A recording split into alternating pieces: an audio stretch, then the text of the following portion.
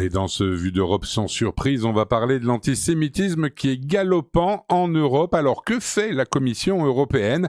Katharina Von Schnurbein, coordinatrice de la lutte contre l'antisémitisme au sein de l'Union européenne et la promotion de la vie juive, va nous donner des éléments de réponse à votre micro. Lise, je vous laisse bien sûr en parler avec elle. Katharina Von Schnurbein, bonjour. Bonjour, Lise. Merci d'être dans nos studios à Bruxelles. Katharina, racontez-nous quelques-unes des initiatives que fait la Commission pour lutter contre l'antisémitisme. We'll do this as always in English. Thank you very much. It's easier.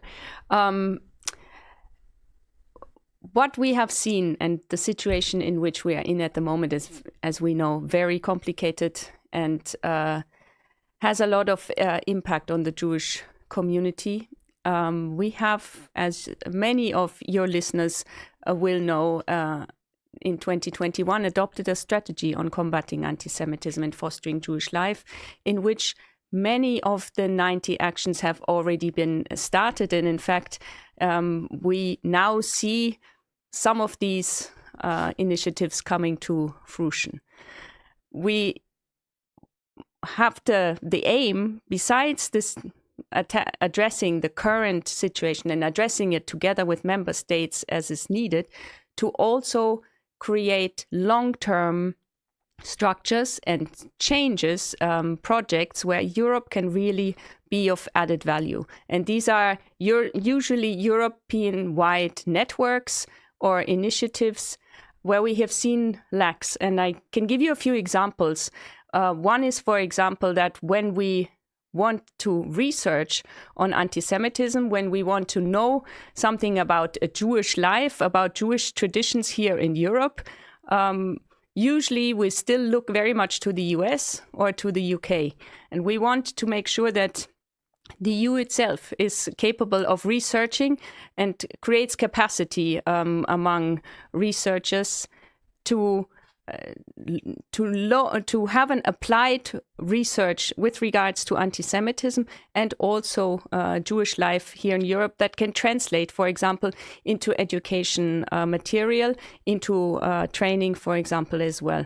And this European Research Hub will be launched later this year in June at our working group, which brings together twice a year the representatives from the countries, the special envoys and coordinators on combating anti-Semitism, and one representative of the Jewish community per country. On va faire cette interview en anglais comme d'habitude et je vous remercie parce que c'est plus facile pour moi. La situation aujourd'hui, vous le savez, elle est assez compliquée et bien sûr, elle a un impact très important sur les communautés juives d'Europe. Beaucoup le savent déjà, mais il est important de le rappeler. En 2021, l'Union européenne a adopté à une très large majorité une stratégie pour lutter contre l'antisémitisme et promouvoir la vie juive sur ces territoires. Il y a 19 pays qui ont déjà commencé avec cette stratégie et on commence maintenant à voir les fruits de ce qui a été fait il y a donc déjà 5 ans. On a compris depuis qu'il faut que l'Europe crée des structures à long terme pour cela et qu'elle fasse des projets sur lesquels l'Europe en elle-même ajoute une valeur et qu'elle ne soit pas seulement quelque chose qui ralentit et dont on voit les manquements. Alors, par exemple, pour donner un exemple concret, quand on parle de recherche sur l'antisémitisme ou sur la vie juive, on fait le plus souvent appel aux États-Unis, à des chercheurs américains ou à des chercheurs britanniques. Et nous avons pensé qu'au contraire, il faudrait créer véritablement des capacités de recherche en Europe qui aient ce regard européen et qui puissent à la fois traduire et s'entraîner et nous allons donc lancer un hub, un carrefour comme ça de chercheurs au mois de juin prochain. Ça sera lors de la réunion de notre groupe de travail qui se réunit 2 fois par an et dans lequel il y a un représentant de chaque communauté, de chaque pays d'Europe qui est présent et puis les envoyés spéciaux de la lutte contre l'antisémitisme dans les pays où il y en a. Continue. Another aspect that I think is very dear to all of our hearts is the fact that as less and less survivors are with us to tell their stories, actually the places where the Holocaust happened become much more important as testimonials. And we want to create a network of these places. There are 44,000 identified places where the Holocaust happened, and it's not only the concentration camps and the deportation sites of which we know, but really often it's small initiatives, local initiatives where people have voluntarily supported that what happened in this place will not be forgotten. And we want to make sure that these places in the future will be connected, that we will have a site to go to when you want to know what happened in a specific place, in a city, in a village. You can go to a site and look this up. And we want to support also in particular the initiatives that are out there, having a good geographical spread, the known places as well as the less known ones, the hiding places, the escape routes, things that are that we often tend not to have so much in the focus of our eyes. And for that, we have launched a secretariat that is now has made a call for proposals for the first 30 sites that will, by the end of this year, be the first places to gather in this network. And obviously we have a long way to go, but this is a project that in the next decades I think will be very important and meaningful to ensure that the memory of the Shoah, that the memory of the people that were murdered in the Shoah is not forgotten.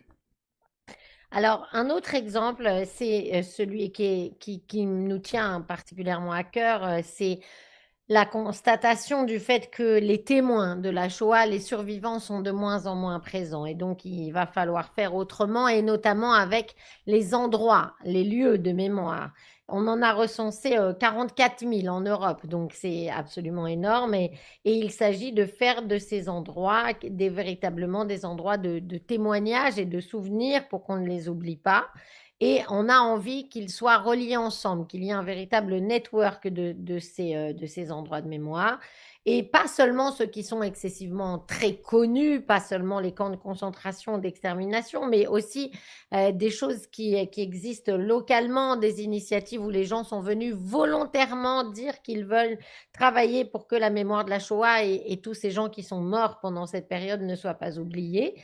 Donc, on veut les connecter et comme ça, il y aura un site sur lequel vous pourrez aller et vous saurez directement quelle est la chose à visiter dans chaque ville ou dans chaque village.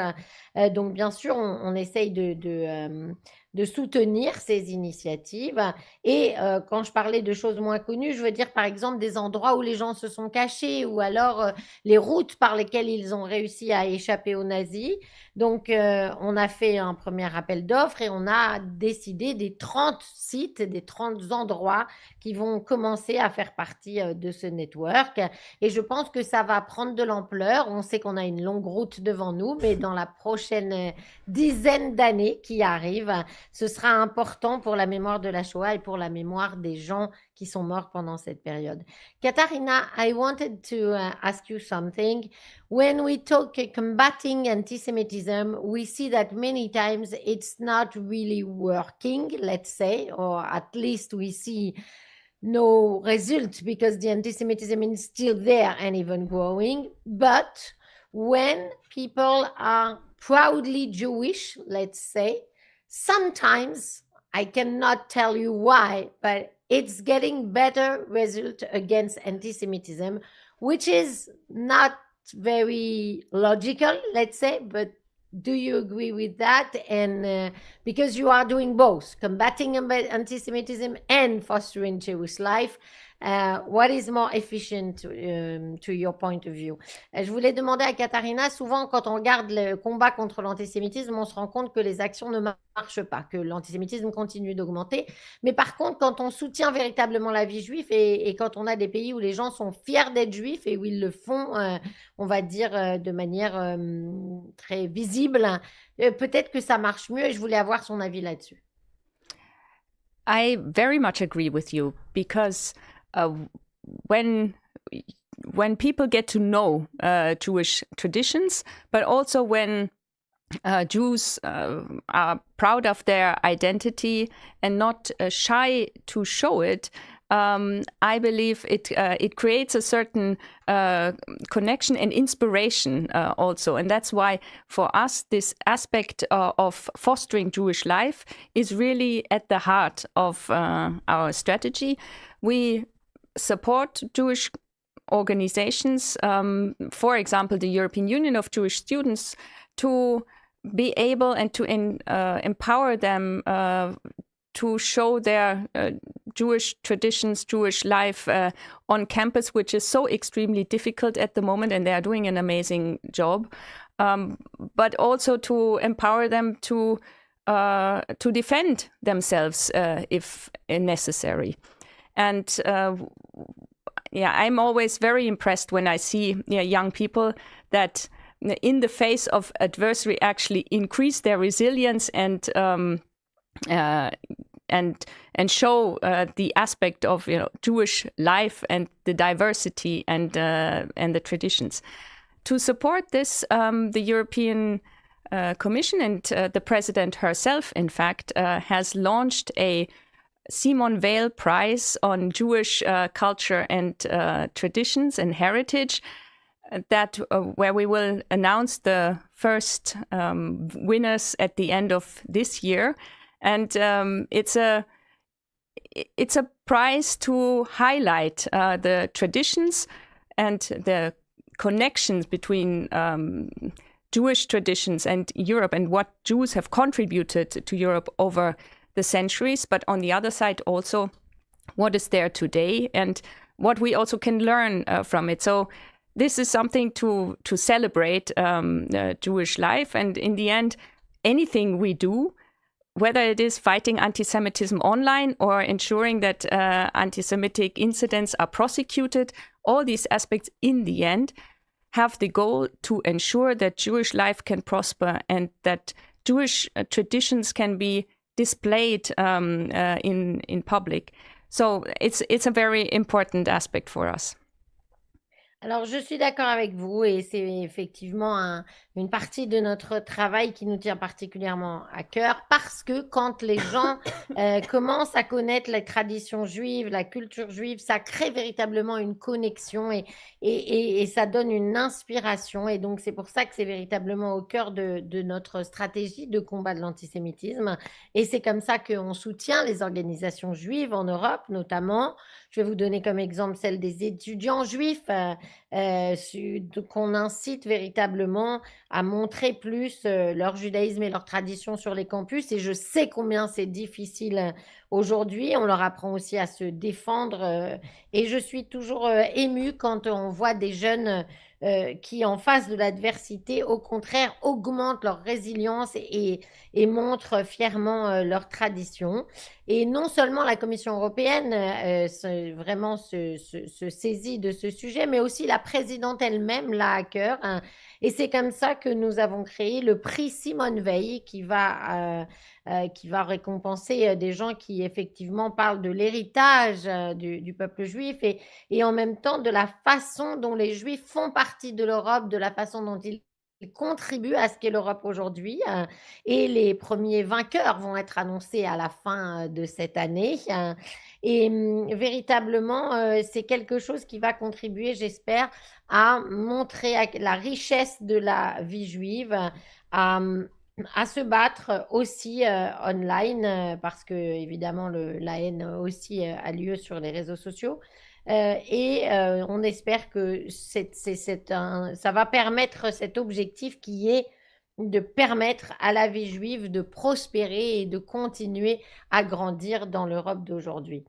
Katharina, to finish, many times you are optimistic about the situation of Jews in Europe. Are you still, no matter what happened after 7 of October? Est-ce que vous êtes toujours optimiste par rapport à la situation des Juifs en Europe, malgré la situation depuis le 7 octobre?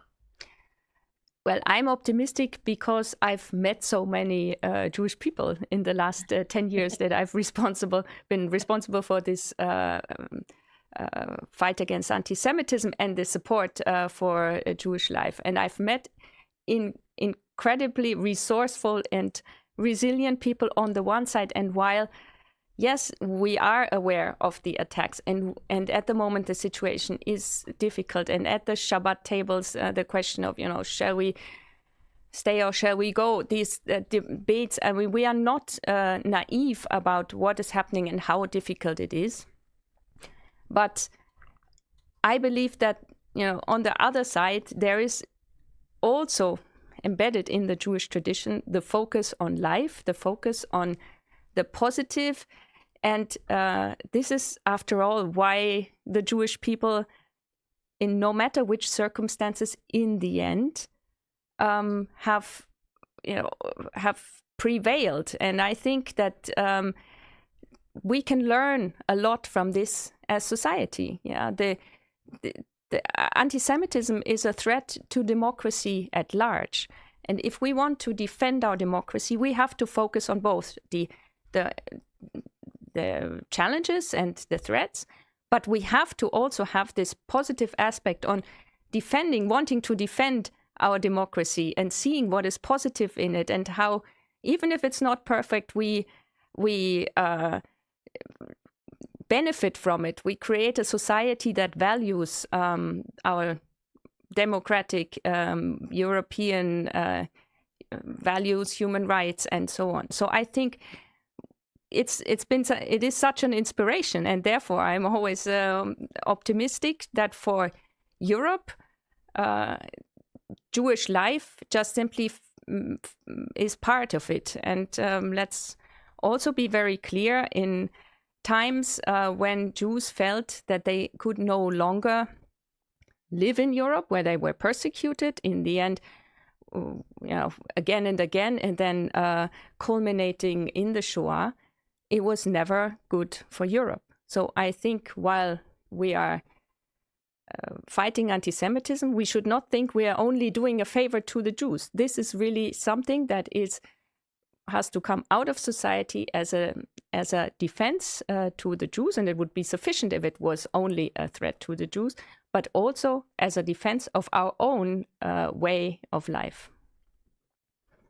Alors, je dirais que je suis optimiste aussi parce que j'ai rencontré tellement de gens juifs à travers ces années depuis que je suis responsable de la lutte contre l'antisémitisme et pour la propagation de la vie juive, que finalement, oui, j'ai aussi appris ça parce que j'en ai rencontré tellement qui sont plein de ressources et résilients. Alors, bien sûr, je ne me fais pas d'illusions. Je sais bien que les conversations à la table de Shabbat en ce moment, c'est plutôt de savoir est-ce qu'on doit rester ou est-ce qu'on doit partir. Mais en même temps, je sais à quel point ça fait partie du judaïsme d'avoir ce focus sur la vie, d'avoir ce focus sur le positif. Et il faut bien comprendre que c'est ça aussi qui a permis que le peuple juif, à la fin et malgré toutes ces épreuves, soit toujours là aujourd'hui. Donc, bien sûr que l'antisémitisme est une menace, mais elle n'est pas une menace que pour les juifs, elle est une menace pour les démocraties en globalité.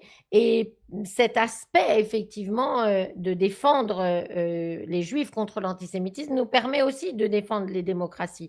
Alors, bien sûr, on comprend que ça n'est pas parfait, mais quelque part, ça nous permet aussi d'être meilleurs, ça nous permet aussi de défendre les valeurs démocratiques de l'Europe et les droits de l'homme.